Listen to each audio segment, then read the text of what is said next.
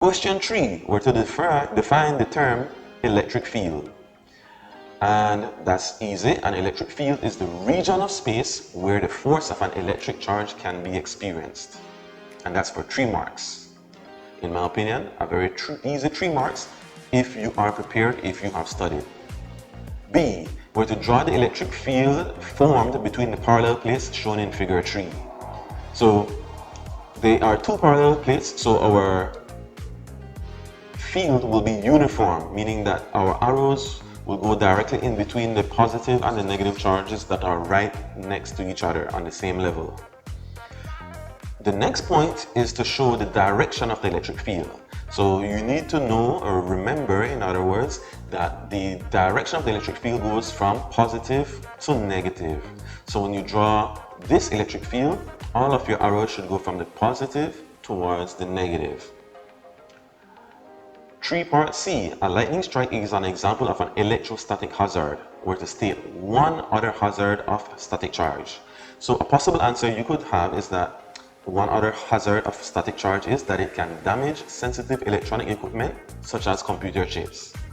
And if you're to state one useful application of static charge, you could say that one useful application of static charge is that it is used in photocopiers. Part D of question 3 says the graph in figure 4 shows the alternating voltage output from a generator. We're to use this graph in figure 4 to determine the value of the peak-to-peak voltage.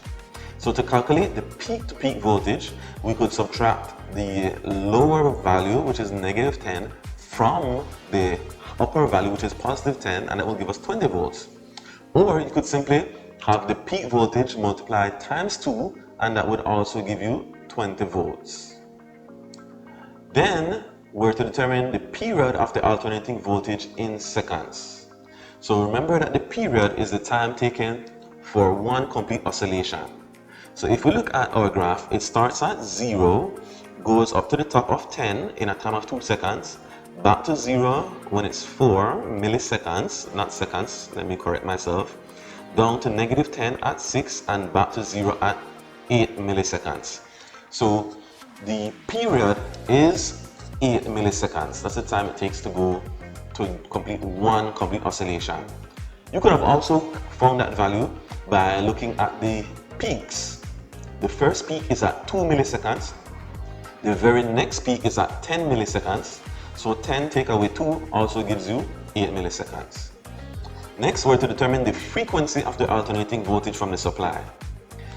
So recall that frequency is 1 over period. Oh, and I just remembered my mistake. It's supposed to be in seconds. So we need to convert from milliseconds to seconds. We do so by dividing by 1,000. Then the frequency is 1 over the period, F equals 1 over T. So it's going to be 1 over 0.008 seconds, which will give you 125 hertz. Or alternatively, you could have seconds to the negative 1 power as the units. So 1 point for the formula, 1 point for the substitution, 1 point for the answer, 1 point for the units. That's 4 marks.